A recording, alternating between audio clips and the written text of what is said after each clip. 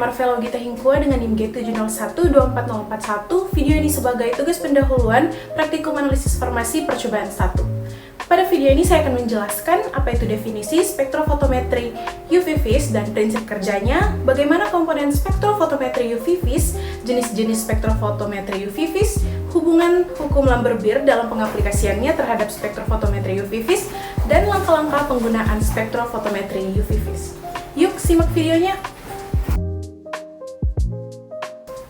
Definisi spektrofotometri UV vis. Spektrofotometri UV vis adalah metode analisis kimia yang digunakan untuk mengukur kemampuan suatu zat dalam menyerap cahaya pada panjang gelombang ultraviolet, yaitu sekitar 200-400 nanometer, dan cahaya tampak atau visible yaitu sekitar 400-800 nanometer.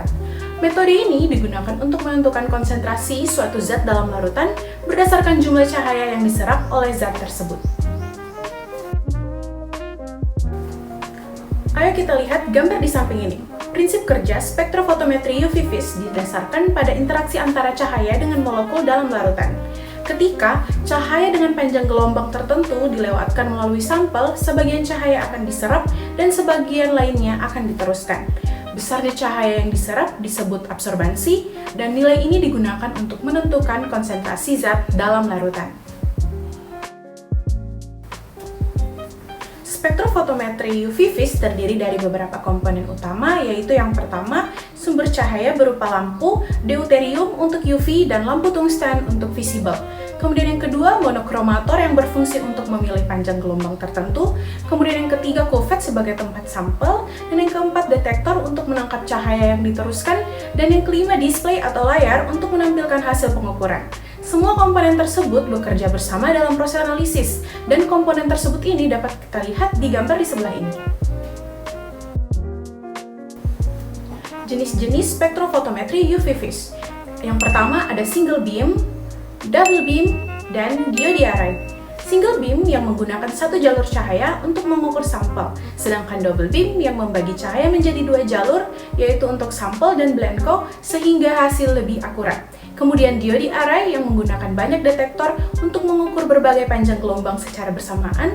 Setiap jenis memiliki kelebihan masing-masing dalam analisisnya, tergantung kebutuhan yang akan kita gunakan. Hubungan hukum Lambert-Beer dalam spektrofotometri UV vis.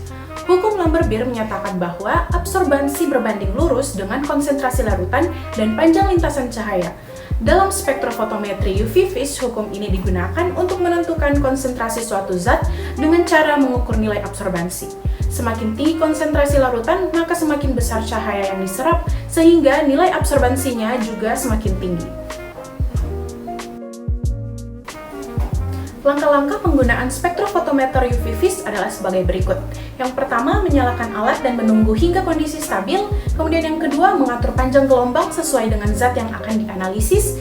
Kemudian yang ketiga, menyiapkan Blanco sebagai pembanding. Kemudian yang keempat, melakukan kalibrasi menggunakan Blanco. Dan kelima, memasukkan sampel ke dalam kuvet.